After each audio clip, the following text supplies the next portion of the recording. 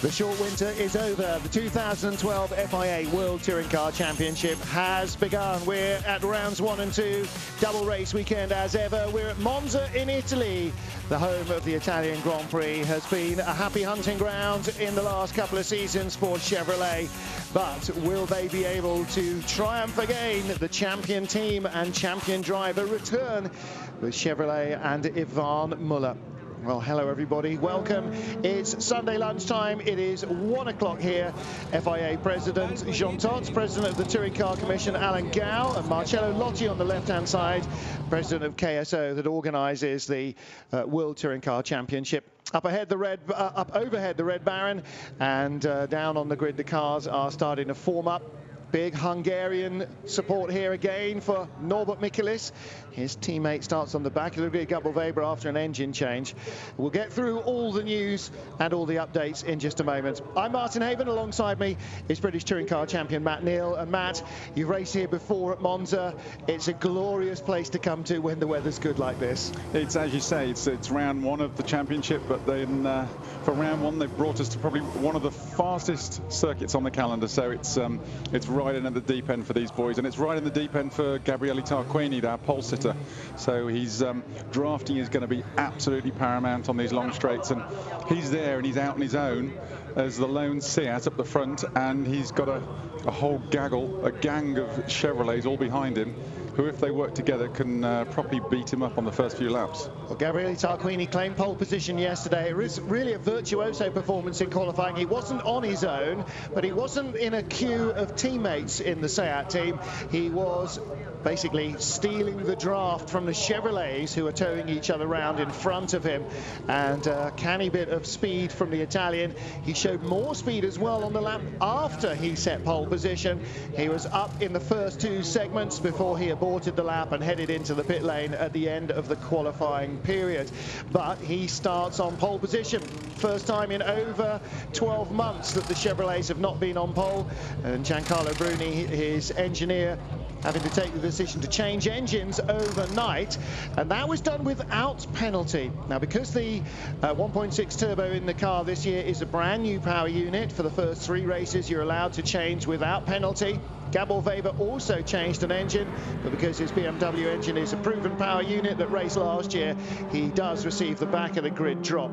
Well, Tarquini in qualifying using the slipstream, and Matt having a massive moment or two because the car's so loose in the Ascari chicane. At the end of his lap, he had a big moment going into the parabolica under braking as well, which probably cost him a couple of tenths. So this car's got a lot of potential, perhaps even more than it's shown. Giancarlo, the team manager there, you can see the look on his face, and it was a real one for the underdogs. I mean, the Chevy boys, you want them to do well, but it is nice to see Gabriele up there. But Ascari, as you say, it's the 3rd of the 3 chicanes, but it is also the fastest, and Gabriele showed massive commitment through there.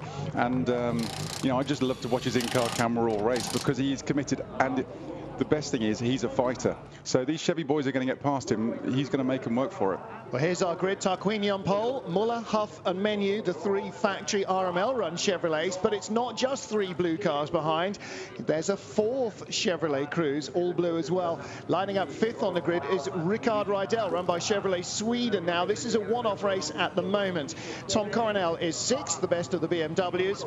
Pepe Oriola in 7th is the best of the independents, ahead of Alex McDowell in a Bamboo Engineering Chevy. Alexei Dudicalo 9th, Norbert Michelis 10th. They'll be the front row men in race 2. Michelis on pole, Dudicalo in 2nd place, because the top 10 on the race 1 grid are reversed for the race 2 grid.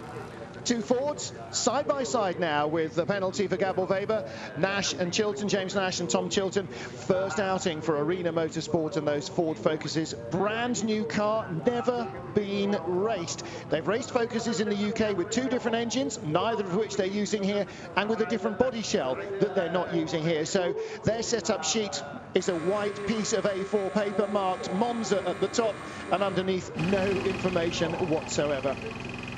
I think that's going to be a bit of a story for that whole year, Martin. Yeah. You know, that every circuit they're going to come to is a test day, you know, trying to build for next year. Well, they are out intent on finishing in the points as well here in Monza. Look at that. It is a beautiful sunny lunchtime here, early spring sunshine.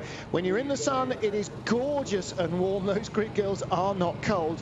When you get in the shadows and when the sun dips at about 4 o'clock, it gets pretty chilly, and that's the way it'll be for race 2. But for race 1, it is absolutely beautiful. Looking here inside the Team Aon Ford Focus of Tom Chilton. Chile got a new aggressive helmet design there. He's not seen before, so it's a WTCC debut. Yeah, all sorts of new things here. Last time Tom Chilton raced around here was in an LMP sports car, so the setup knowledge from that is absolutely none. He knows which way the corners go in. Apart from that, nothing else. And their test in Valencia, really little more than a shakedown. This is the first time the cars have properly been run in anger. James Nash also with a new helmet. The greyhound on his helmet is the Nash family symbol. And Nash, former independent trophy winner in the British Touring Car Champion. We got the last 2 years winners. Alex McDowell is here as well. He's racing in a Chevy a little further up the grid. Franz Engsler brings his team back again.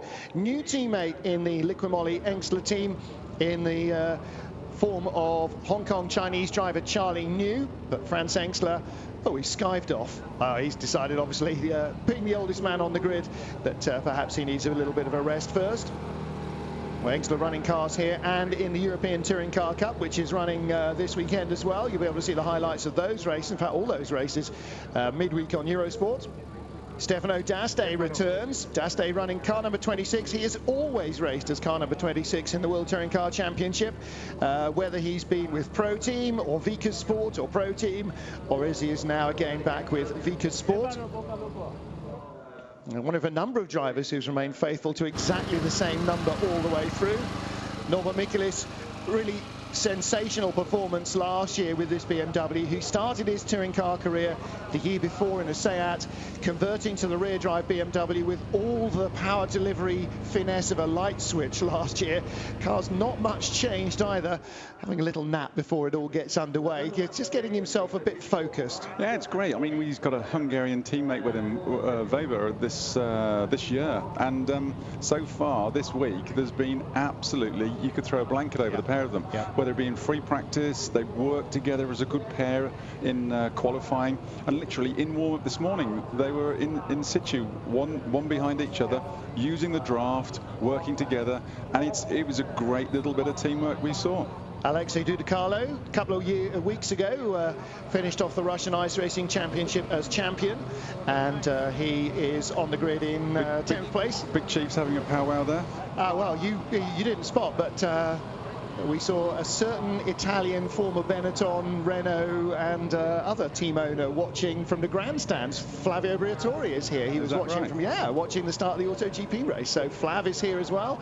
And so we've got two former Formula One team bosses. Of course, Jean Todt down there, the president of the FIA, here promoting the road safety message. Pepe Oriola, another of our teenage drivers. We've got each end of the spectrum here. You know, we've got a 16-year-old, no, now 17-year-old Pepe Oriola. We've got two drivers, 50 and 51. Gabriele Tarquini, the second oldest man on the grid, is on pole position. They could actually be his grandfather, I think. Yeah, no, literally, yes, absolutely. So, you know, we've got the whole spectrum here, which shows if you're a young driver, a young racing driver, and you start out in single-seaters and you start to find that the path is a little bit blocked, have a look at other ways of going racing. Touring car racing, sports car racing, you can make a long career of it. Tom Coronel, just down below us in row 3 of the grid, in 6th position after qualifying, best of the BMWs. Alex McDowell lines up behind him, and alongside Coronel, it's 2x2 on the rolling start, Rickard Rydell. Well, Rydells and Chevrolet have only been partners once before in a World Touring Car race, and that didn't go particularly as the team had expected it might. Perhaps we'll just draw a discreet veil over that and hope that Rickard minds his P's and Q's, and most of all, the 3 blue cars in front of him, because the factory Chevrolets will not take kindly this time out to being eased out of the way or nudged off or any contact whatsoever from an independent Chevrolet who was only here for one race. I think you're right there, Martin, but I do think when they get out there, there's no love lost. They all work as a team, but there's no love lost between the three main Chevy contenders. You know, they're going to fight hard and fast. They're going to use each other. You might see throughout the race allegiances changing. So they'll try and work with one to get one over and the other one drop the other one, and then they'll have a fight between themselves. So it's a bit of it's going to be a bit of a case of every man for himself at points, and who can make the allies and who can block the others out. Well, of the top 5 men on the grid, only one, the car you're looking at of Rob Huff, has not been a British Touring Car champion. Rickard Rydell won for Volvo. Alamenu, car number 8, sits in 4th place on the grid. He won for Renault. Rob Huff raced in the British Touring Car Championship, but has not won it. And our front row starters, Ivan Muller for Vauxhall and Gabriele Tarquini, of course, for Alfa Romeo, have both also won the British Touring Car Championship. So add in you, we've got a couple of independent champions, which you, of course, were in your time. We've got getting on for a dozen British Touring Car titles here in Monza. Don't forget old JC in the FIA of course, yes. as well. Well, exactly. I mean, and that's actually something we need to touch on before we get into action. For the first time ever in the World Touring Car Championship, following in the footsteps that were set in Formula One, the World Championship has got a driver advisor in the stewards room. And you're absolutely right. It is former multiple British Touring Car champion John Cleland who will be casting the voice of wisdom on troubled waters, hopefully, if there are decisions to be made with regards not to the technical finer points, but to the driving and the sporting element of the races. There is our poleman, Gabriele Tarquini. As the grid girls clear the grid, we are getting ready to send them away on their formation lap, and it will be Tarquini in the Seat who leads from his 14th career pole. Start. Big crowd sitting here in gorgeous sunshine in the Autodromo Nazionale di Monza, the Cathedral of Speed. 2 religions, I always say, here in Italy. One is the Roman Catholic Church, and of course the St. Peter's Basilica in the Vatican City in Rome is their centre point.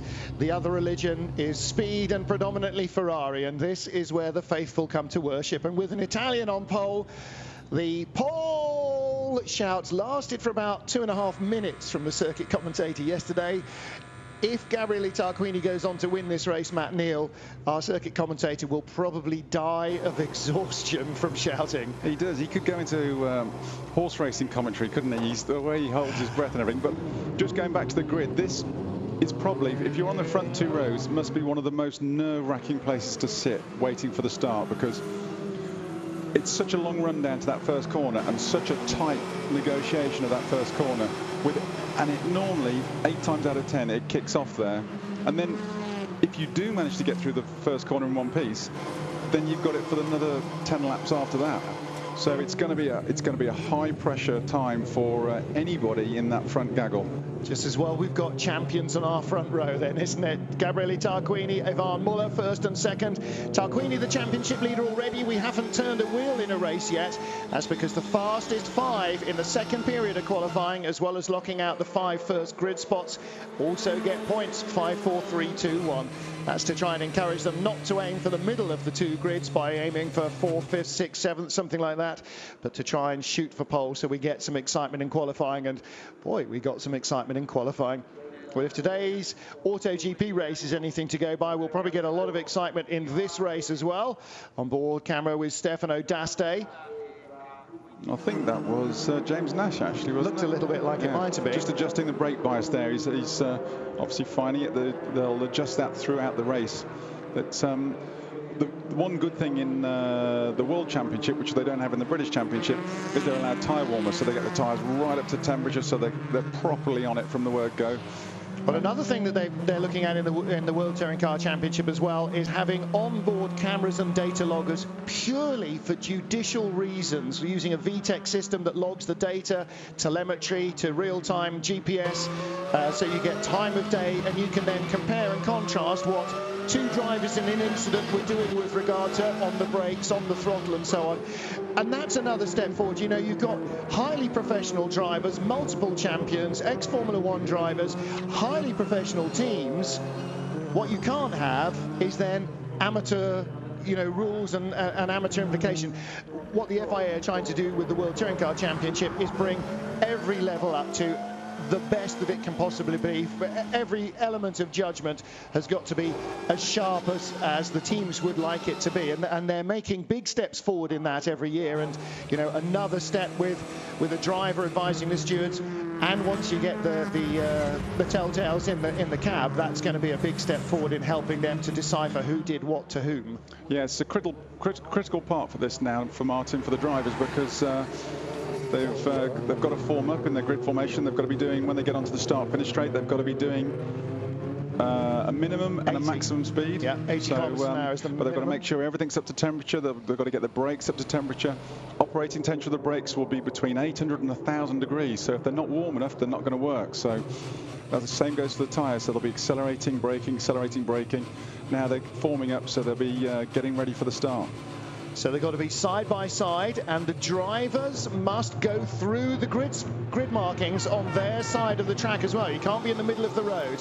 The Chevy Volt has pulled off, that leads them round. Gabriele Tarquini will set the pace, but as you say, he'll know what revs he has to sit at to maintain the correct speed, and they must be in two straight lines. It's like a rugby line out. Nobody in the middle, please, or you will be waved by. Now the start line is quite close, the finish line is quite close, the start line further ahead, so you can't have any cars in the middle of the road. Here we go, we are ready for the first race of the 2012 FIA World Touring Car Championship.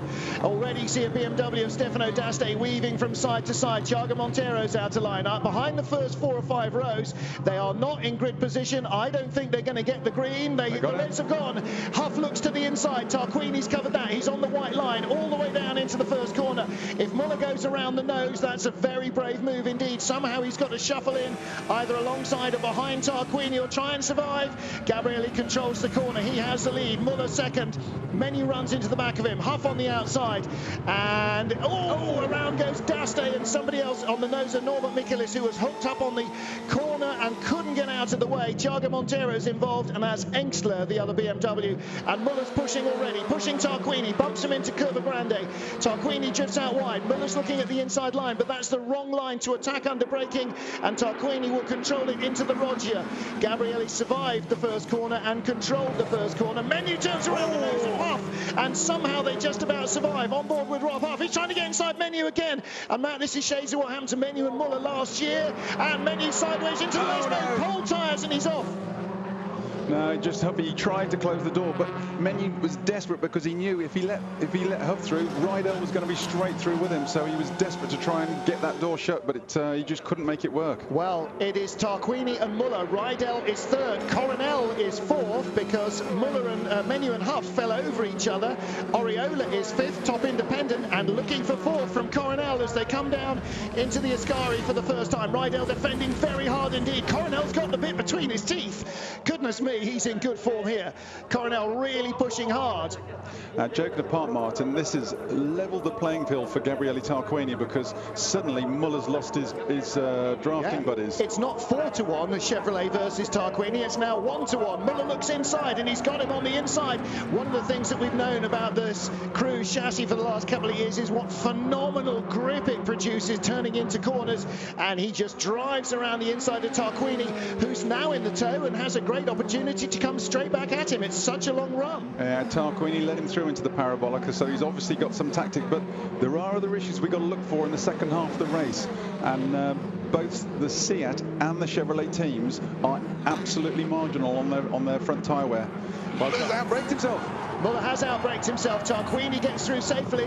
Muller didn't gain a position and won't have to give it back, but he did gain ground and he slowed down. Don't show us Giancarlo, show us what's happened to Muller and Tarquini. Come on guys, Tarquini back in front and Muller has dropped right back. That's not handing a position back. Muller's... Oh, God, I think he lost momentum. He wanted to make sure he didn't get an advantage. Oriola third now. The blue Seat, Rydell third. That's Rydell. So Muller does hand the position back, but he slows right down. Rydell third, Coronel fourth. Oriola is now down the order in seventh because Huff is up behind Coronel. In fact, he's not. The timing screen has changed again, so Oriola is in sixth position. Alexei Dudicalo is in seventh. The Ford's Chilton is in 11th ahead of Alemanniu. Huff's on a charge here, Martin. We're going to see him moving up the order. He's going to be attacking Coronel within a lap. James Nash has had a nightmare in the second Ford. Lap 1, he's 19th. Oh, and look at the front of Tom Chilton's car in the background. That's lost half of its nose. Muller leads, Tarquini second, and Coronel under pressure for fourth. Hang on a minute, that's... On board with Rob Huff, getting a run on Tom Coronel. Now let's see what the Chevrolet can do in a straight line. The Chevy's incidentally carrying 30 kilos of success ballast for the first 2 race weekends. Tarquini leads, Muller second, Rydell third. And if Huff comes up behind Rydell, will Rickard give him a podium spot? He's gone around the outside of Coronel. 40 kilos the Chevy's actually carrying. Well, they're 40 kilos heavier. They've got 30 kilos of success ballast plus 10 kilos extra for some other reason that I can't quite remember. Oh, that's a Seat, and that is Barlacy and Benani. Benani. Yes, Barlacy and Benani. Oh dear, and that was we're trying to pass into the parabolica and one of us isn't giving enough room, and the cars come together further in the gravel trap. Coronel still hanging on in front of Oriola, and Dudecarlo's having a great race. Then the orange and black car of Mikulits is in 8th place ahead of Alemanniu 9th. Alberto Cecchi in 10th, a rookie, another newcomer. Huffy's past Coronel, Martin. Yep. But the man on the move is Rickard Rydell, and he has put a monstrous lap time in the last time. So he's going to be feeling the aerodynamic draft from the back of Muller's car, and he's going to be pulling up behind him. And then some. Fastest race lap for him, 1:59.1. Tarquini, the leader, 1:59.5 is the fastest he's done. Muller's not got below 2 minutes. Yeah, but Muller's set the fastest front sector of this lap they're on now, so he's calmed himself down, refocused, and he's getting the hammer down. One of the things I saw from that start is that James Nash barely moved when everybody else got the power down. This is Huff going around the outside of Muller. That was okay. They all sort of shuffled into the first corner. On the curbs and the inside, Norbert Mikulits trying to stay out of trouble. Ah, that's where Chilton got turned around. That's where Chilton lost half his nose. Nash was a lot further back than that, and it was Thiago Monteiro with the other car involved there. Didn't spot that.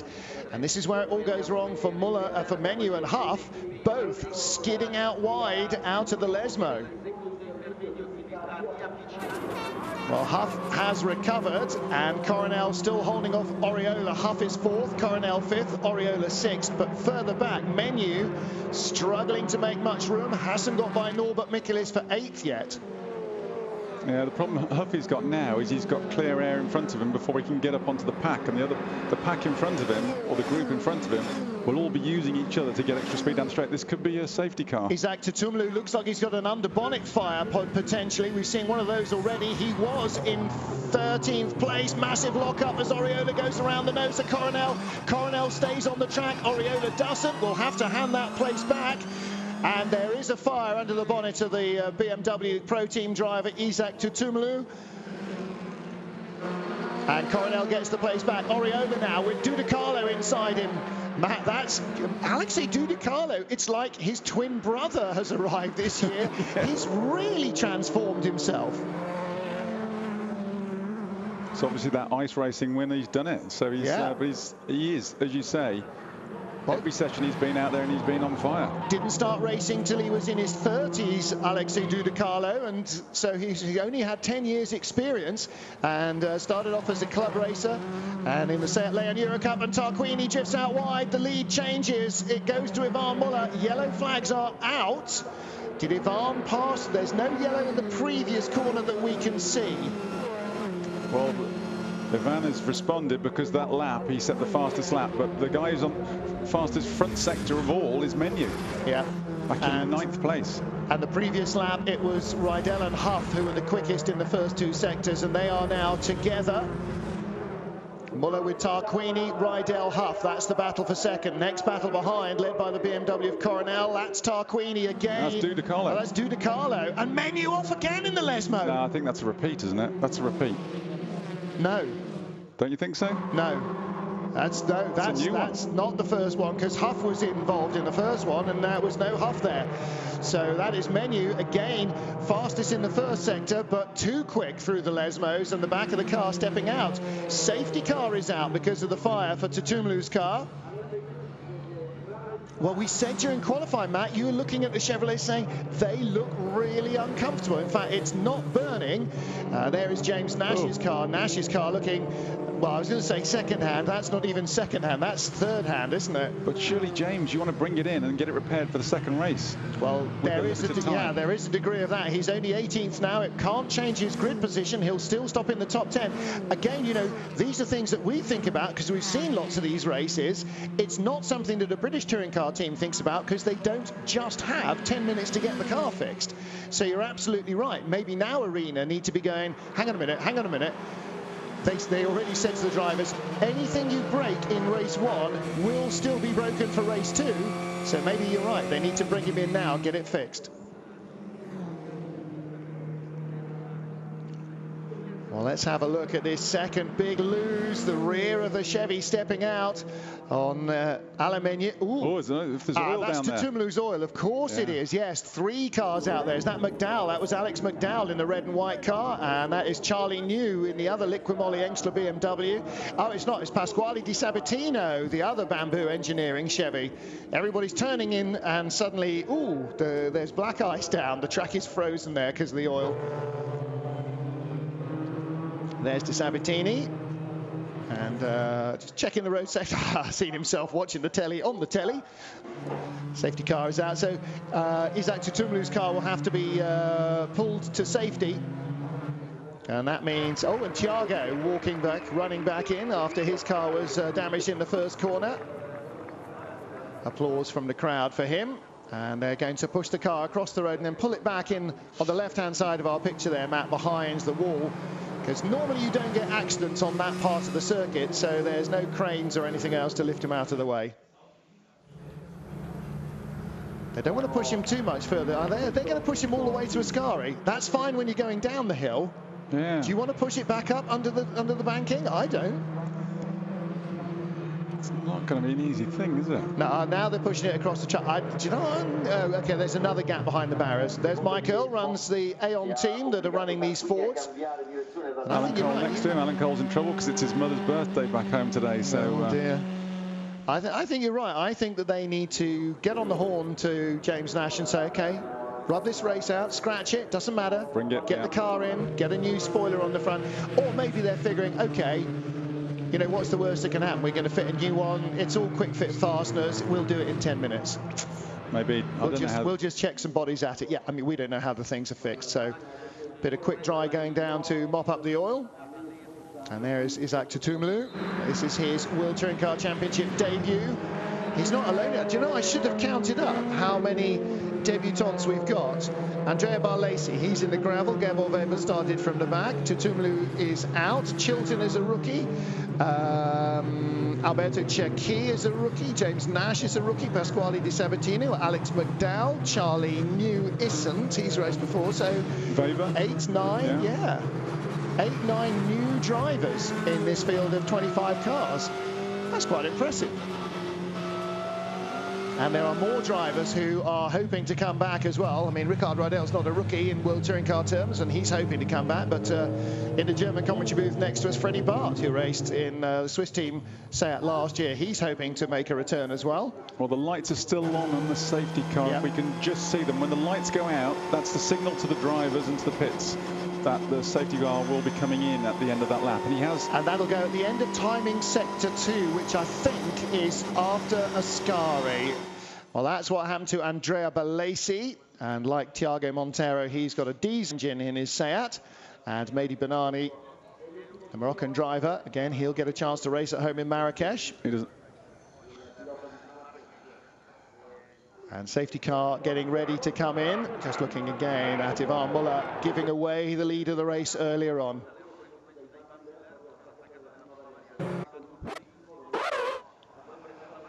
And on board with Gabriele Tarquini, looking back as he picked up the spot from Ivan Muller. Tarquini then in his turn lost the tail of his car Matt, is it something about a setup that they're exploring for Monza? Tail high, nose down to try? Martin, just refresh my memory, because in Britain, if the safety car comes out up to a certain period of laps, those laps get added on. Yes, we can have as many as 2 laps added to race distance, which is why the race distance is now going to click up to 12 laps at the end of this, I think. Oh no, it was 9, it's now 11, so we're now at the maximum laps. It will now go to 11 laps. Lights are off. Timing sector 2 is in the, I think it's the split in between the second and third apexes of Ascari. So the Chevy Camaro safety car will accelerate away. Now this is good, it's going to liven it up for us, because we got all the Huff is back in the main contenders bar menu at the front and ready to race again, so it's going to bunch them all up and give us some action. Absolutely right. Top independent, Alexei Dudacarlo from Pepe Oriola, Norbert Michaelis and Alex McDowell. Tom Chilton the best forward in 11th, and they are all nose to tail. Now, Ivan Muller gets the hammer down as he comes halfway through Parabolica and sprints away from Gabriele Tarquini. Tarquini can't match him for pace as they get away and get to the green flag again. Muller leads, Tarquini second, Rydell showing his nose, but he has to be careful because Huff is going to want to come by. Huff's making his move early. We're a little bit further back. And Huff trying to go around the outside of Tarquini. He's going around the outside of Ryddell. Oh, he's not. There's not enough room. Tarquini has to jump the chicane, and so does Huff. So Muller will retake the lead, and Ryddell will have to try and take the place back from Huff. That's difficult for Rob to try and engineer. Muller back in front of Tarquini. I want to see how Tarquini gets on the back of Muller now, because how much can he fight? They've been having a few engine issues with those Seats as well, so we don't know how hard he can push with the engine and the tyre problems he got. Absolutely. Don't forget, 2 years ago, Tarquini and Huff, first and second in race 1 at Monza, both had tyres explode on the last lap out of Ascari, and in race 2, Michel Nukia also had a tyre go when he was leading the race, a front left tyre. This is the one that takes all the punishment here. On board with Stefano D'Aste. D'Aste is in 13th spot, was behind Alain Menu. And has Menu vanished? Has he gone backwards? No, he's in front. He's got past Tom Chilton. Back in 12th at the moment. Yeah, well, he's past Chilton, so he's up to 11th. And Huff trying to retake or give back. No, he's giving back the place to Rydell, because he couldn't do it before because Rickard dropped too far back in the first chicane. So now Huff has given Rydell third place back. Tarquini gave Muller the lead. Muller back in front. Tarquini has handed it back once more. Rydell third, and now Huff will try again. Will he look inside into the Parabolica? Not quite got the speed this time. He's in a good place now. If he can get a good run through the Parabolica and exit him there, he should be able to get a good draft off Rydell down the start-finish straight. BMW battle for third in the Independence Trophy. The orange and black car, Norbert Michaelis right behind him. Rookie Alberto Cecchi. Alberto in the second of the Royal Motorsport BMWs. You're looking at teammate Tom Coronel there in the first of them, lying in 5th place. He's going to the outside. He's going early and in the grippy area on the brakes, but Rydell covers the corner and up goes. Great move. Coronel goes in front and takes the place back from Dudacarlo, who tried to pass him around the outside under braking, and behind Cecchi has got Menu alongside. Look further back. I think Menu's got through. Huff has not yet. The white bottom half on the Chevy marks out Rickard Rydell. Coronel closing in on them from behind. Muller still leads, pulling away from Tarquini by a second.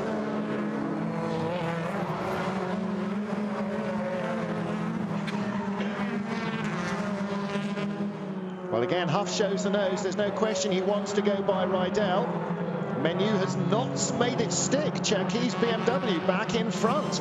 Menu's car looks like a very tail-happy puppy to me. All these Chevys do this weekend. They look very, very skittish, especially off the curbs, and look really on a knife edge. Huff is going for it to Ascari. He's got the racing line. He's got the momentum. He's got the pass. I think Rydell just breathed off the throttle a fraction to make sure there was nothing untoward there. Don't you believe it? I'm giving him the benefit. I'm giving him the benefit of the doubt. Huff third, Rydell fourth, Coronel's BMW, the best BM, in 5th. And in 6th position in the second Lukoil Seat, Alexei Dudicalo tucked right in behind the red, white and blue BMW. Now he pulls out. He's the independent championship leader at the moment. And he goes straight around the outside of Coronel. Wow! I think Dudicalo's 5th. I think that's the best he's run ever, isn't it? I would have to say yes, very likely to be, except in a reverse grid race. Definitely on pace to improve up to 5th.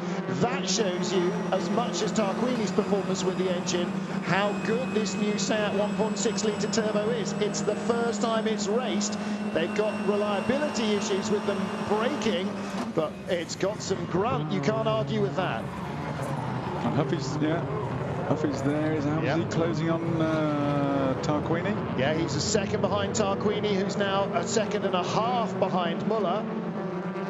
And of course, for Huff, getting the moral advantage over Muller, even more importantly than Tarquini, is what he wants to do. And there again, independent battle, big group of cars behind Aluminiu, Daste, Di Sabatino, Charlie New. Oh, and McDowell. Ooh. Bouncing around over the curbs. Gabor Weber and Charlie New tangle. And that's 2 into 1, won't go at the Roger. And disappointingly for BMW, 2 BMWs out. And they were both battling with Franz Engstler for 15th spot. Muller leads then, red car's Tarquini, then Huff and Rydell, then the BMW Coronel, then Dudicalo now has dropped back. Oriola is the lead independent in that white and pale blue Seat. And here comes Alex McDowell, challenging and staying in front of Norbert Michaelis and trying to have a look at Dudicalo's Lukoil Seat at the same time. Matt, you can't just focus on one car here, can you? There's such a group of them together. Well, especially when they get the draft on you and they get the momentum at the straights, you've got to be looking every which way. But Huff for seconds. Oh, now he's through. Tarquini's given that up. Well, it's Tarquini struggling with that left front tyre. Don't forget, brand new engine, different power delivery, other things to sort out. It may just be that it's working the tyre a little more than they really want it to. Unless, I'll tell you what, Gabrielli is a wily old fox. Unless he sees Huffy's got the speed, drop in behind him, and maybe they can both tow up to Muller. Yeah, well, yeah, they could have both towed up to Muller. Oh, look at that Chevy on the brakes. They could have both towed up to Muller with Tarquini in front, because that would have made Tarquini a little quicker as well. But you're right, yes. He used the Chevrolets to help him to greater speed in qualifying. I'm sure he'd be just as happy to do it here. Pepe Oriola still leads the independence race, and this is what happened with Gabor Weber and Charlie New. That could have gone horribly wrong there. Well, you know, again, this is one of the things that the stewards will look at, and yeah, they just missed Franz Engstler. He nearly got caught up in that.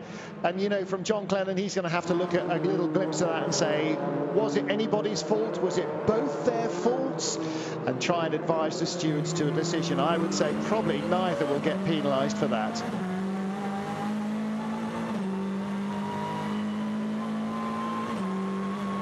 Good view on board with Stefano Daste, Matt, who know what it looks like to be sitting in that seat and looking through the windscreen.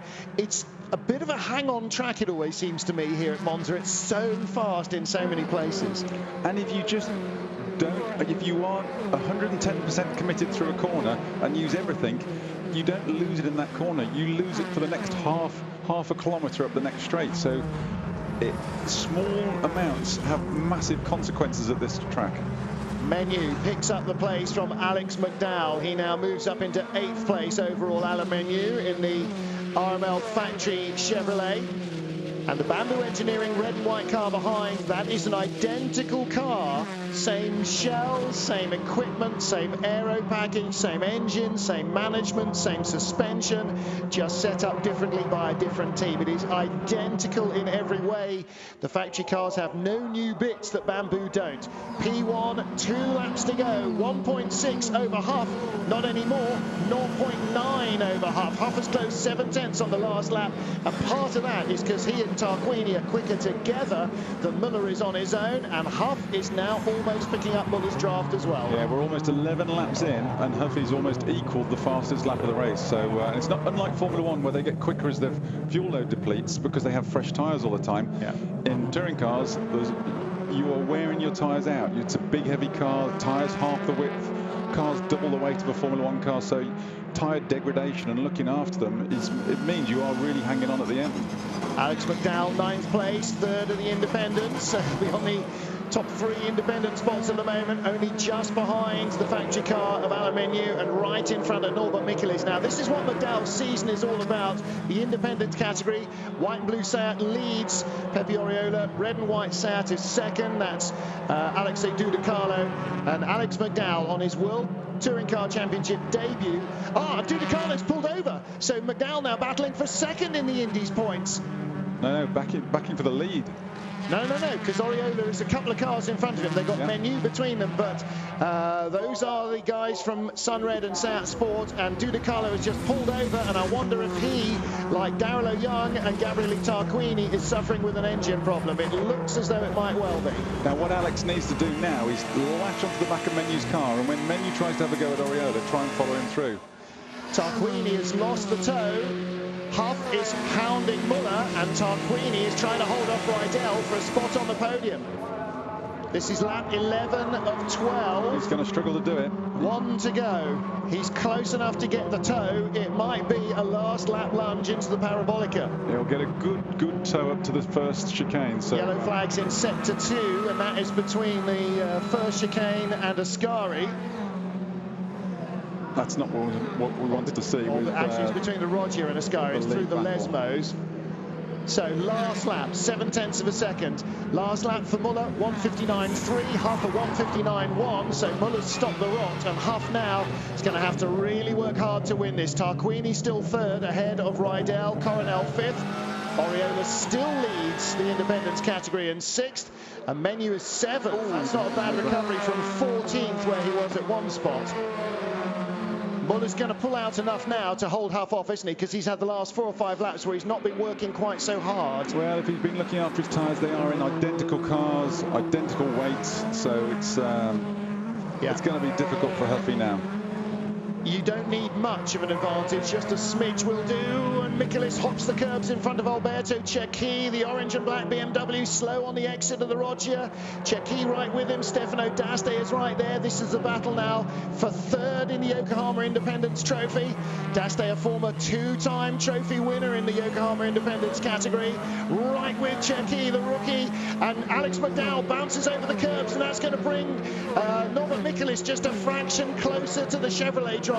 That's for 2nd place now. This is now a 4-car run down into Ascari for 2nd. Is D'Aste going to try something? Cecchi defends the blue nose of the Royal Motorsport car all over the curbs. A great chance for D'Aste to capitalise on the exit, Matt.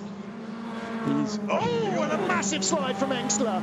Lock stops through Ascari from Engstler. It's not just the front-wheel drive cars that are running out of tyre.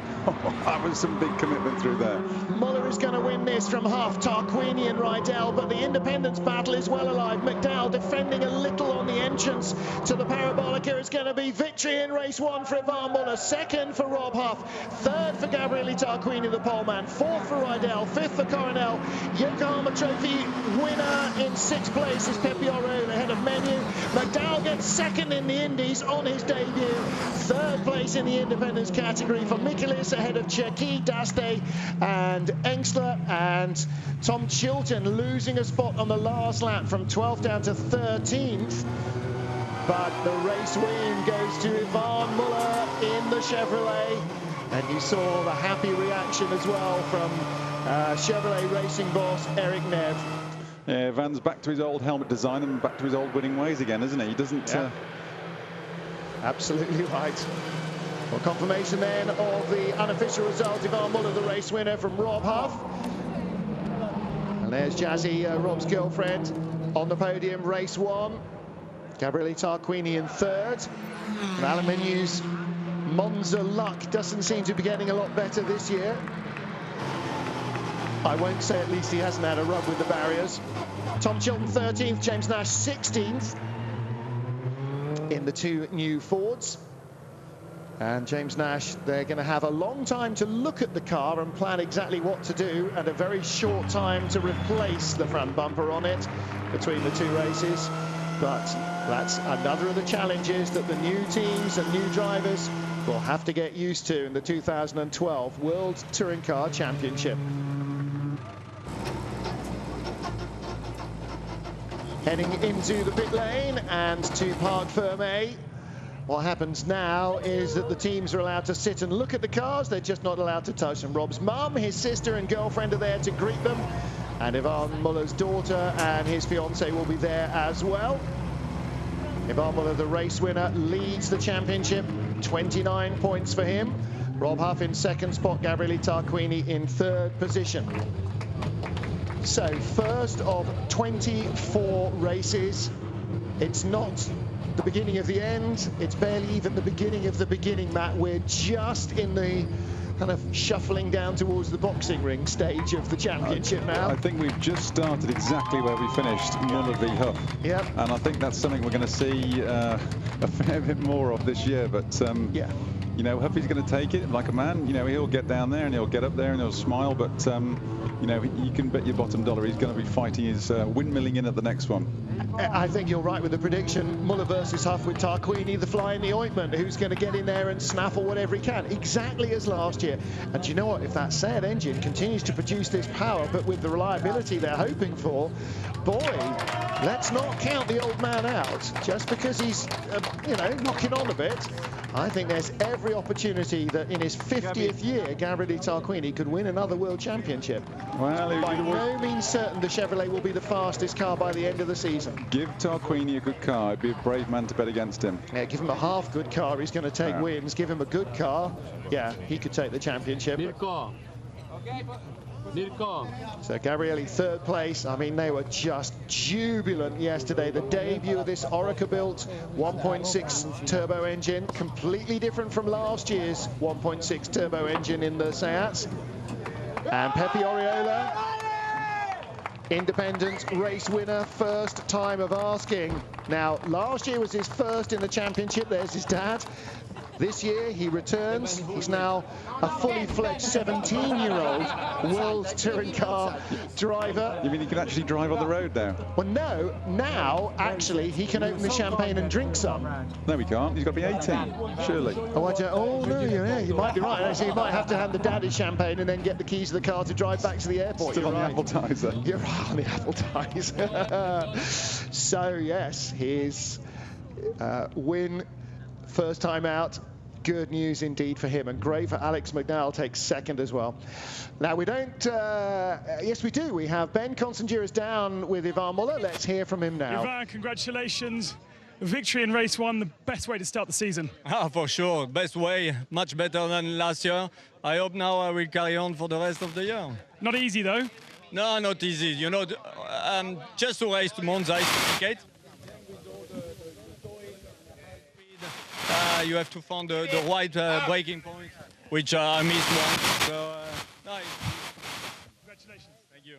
Well, it took Ivan until race 9 of the championship, beg your pardon, race 8 of the championship last year in Budapest to actually win a race.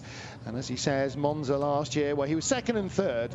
So, yeah, it wasn't that bad. And at least he didn't take any of his teammates out in this one. So it's, yeah, a good start to the season.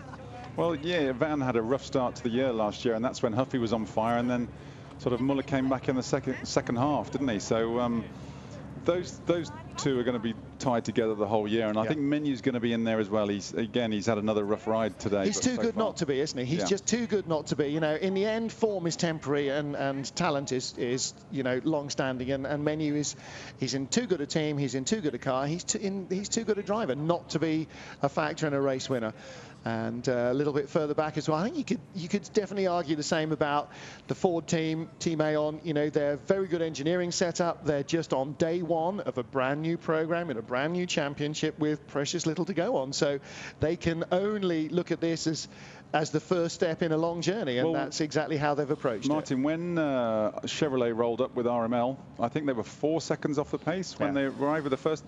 Ford only qualifying 1.5 seconds back, I think is a pretty impressive performance. You know, to come to Monza, which is such a big commitment circuit, and be that close in the running. Well, the other thing is they didn't get real slipstreaming. In qualifying, Tom Chilton, who was the fastest of the two qualifiers, his engine wouldn't drop below 5,000 RPM even when he was on the brakes. So it was like revving its nuts off when he was trying to slow it down.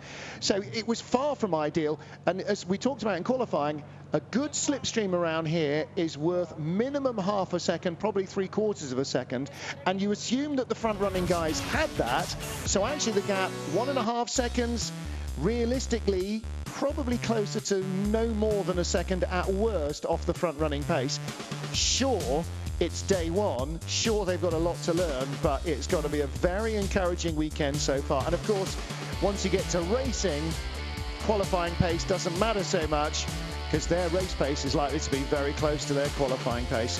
In the end, though, drama and excitement all the way through. There was barely a lap without lots to shout about. And it was victory number 1 of the season for Ivan Muller, the world's most successful touring car driver. Takes win number 22 of his World Touring Car career. And he now has 4 more than his closest rival, Rob Huff. And let's see if race 2 will change all that, where they will start towards the back of the top 10.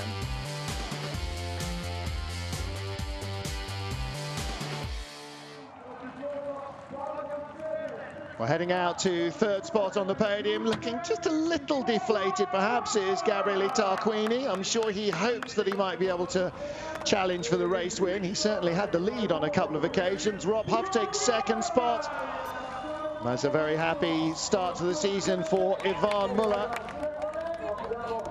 It's quite strange, the different psyche between the 3 on there. I mean, Tarquini will be happy. It's a debut for the new engine. It's a solid start, but not what he wanted after pole position. Huffy's going to be thinking it's early days. You know, it's going to be my time next time. And Muller's there with just the perfect start, and you know, long may it continue. Pepe Oriola, the independent trophy winner. On the left is Justine Ivan's girlfriend. On the right, his daughter. And here's the national anthem of the winning driver, a winning team.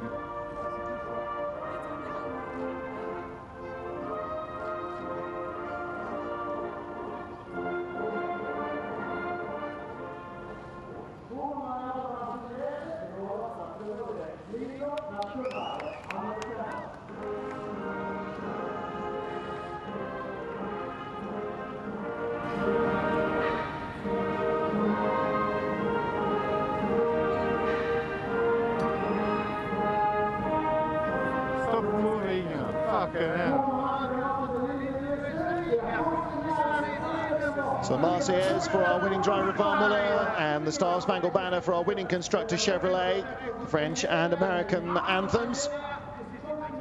Trophy for 3rd place being presented to Gabriele Tarquini. That doesn't say 50 on it, does it? Really be taking the mick a little bit. No, it's a map of Monza, the whole 10-kilometer circuit. Trophy is presented by Peter Dobbelstein, Senior VP at Ansel, one of the sponsors of the weekend. 2nd place trophy goes to Rob Huff, and the winning trophy to Ivan Muller. I look at those new Chevy suits, and I keep on thinking of Buck Rogers in the 25th. Actually, the faded white through to blue shirt that Ray Malek's got on, that's got a collar, but a lot of them have got colourless ones. They remind me of nothing so much as a racing cyclist. President of the FIA, Jean Todt, presents the manufacturer's trophy to Ray Malek, whose eponymous Ray Malek Limited team runs the Chevrolet team. There's Chevrolet racing boss Eric Neve. And now 17-year-old Pepe Oriola takes the Yokohama Independent Trophy victory and gets his presentation as well. Ray Oriola is still the youngest driver in the field, just 17 years of age. Fernando Monche will join the field in Valencia. He's racing in the European Touring Car Cup here. He's just 18, was 18 4 days ago. And we have a 19-year-old as well, Alberto Cerchi, the rookie, who finished in 4th place in the Yokohama Independence Trophy. Alex Medal second in the Yokohama Independence, and 8th place in his first race. He had a real sleeves-up race as well, didn't he? You know, in it with Menu and all those guys that have been racing in these cars for 2, 3, 4, 5 seasons. That was dropped right in at the deep end. I thought he did a really great job. Yeah, I mean, it's obviously high pressure at the front of the field, but I mean, it's high pressure throughout the field. As we said earlier, you know, they're looking every direction, and you've obviously got the other curveballs of cars getting into problems around you, oiled down. You know, you've just got to avoid, but you've just. It's a big commitment circuit, Monza, and just getting to the end, looking after your engine, looking after your tyres, you know, getting around the pace car scenario and keeping your brakes warm and all the rest of it. You know, it sounded very quick and all compact, but there was a lot going on at the time. And for McDowell, not only second in the Independence, but he scored overall points as well. Here's our race winner. Ivan Muller, congratulations. Victory in the first race of the season. Describe those early laps with Gabrielli. Yeah, I give him a lot of pressure immediately from the first lap, and then I could brake a bit later before Parabolica. And then because the toe, he carried on more speed than me, so I closed a bit the door, but I braked too late, stupidly. So I went straight on, but even if I was the leader, I didn't take the risk, I let him pass. And then fortunately he did his mistake, so I could take back the leadership. And then I just managed to look after the tires because I was worried. The races are longer this year. How difficult is it going to be from starting so far back in race 2? You know, it was we had an issue with the tires, so we were not sure. So yeah, we have to look for the race 2 because I had a vibration for the last 3 or 4 laps. So I will make sure this doesn't happen for this race 2. Good luck. Congratulations. Thank you. Bye. Well, Ben's point, previously the races were a maximum of 50 kilometres. Now the distance is between 50 and 60. And at a tyre critical circuit like this, that might have caused them a problem. No problems, though, for Muller. And Rob Huff was second.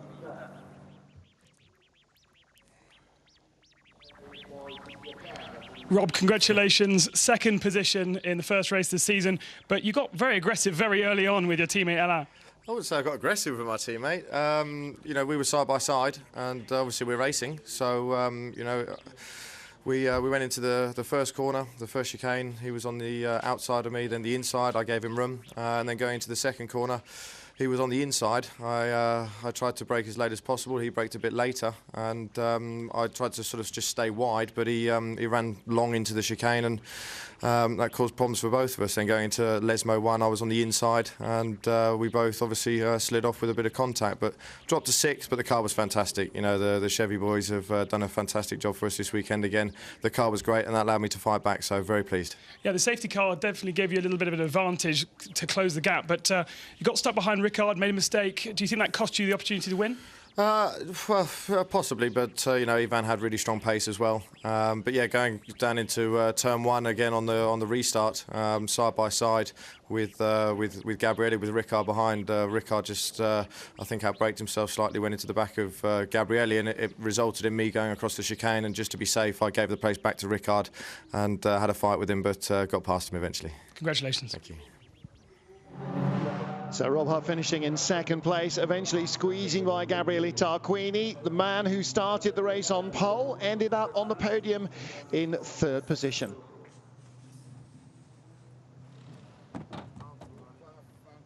Third position, Gabriele Tarquini. Is that a realistic result from what you expected? Yeah, more or less. I mean, I was in pole position, but I had to finish the race in 3rd position. I mean, it was great because we worked over the night, all mechanics and everything, changed the engine. This morning in warm-up, the engine doesn't work, so they changed some other parts, and in the end, it was almost a good car to drive, to fight with the Chevy. I mean, in the race, Chevy was faster than me. It was quite impossible to save my leading position. It's the first time you've done a full race stint in the car, so how does it feel over those first 12 laps? I found some other problem I never discovered because, I mean, before the first race I did maximum 4 consecutive laps, so it was quite new for me, but in the end it was quite good. And hopes for race 2? Yeah, unfortunately, with the new rules, I will start 10th on the grid with some BMW around me, but in the first corner, everything can happen, I mean. Okay, congratulations. Thank you. Everything can indeed happen in the first corner. So that is the first of our 24 races this season over 5 continents. And Gabriele Tarquini started the year on pole. His 14th, the most poles ever. And the driver who's won more races than anyone in World Touring Car Championship racing ended up with another victory. Ivan Muller ending the day on the top step. Lots to think about. Don't forget, race 2 comes up later on this afternoon. Join us live for that. We'll see you then.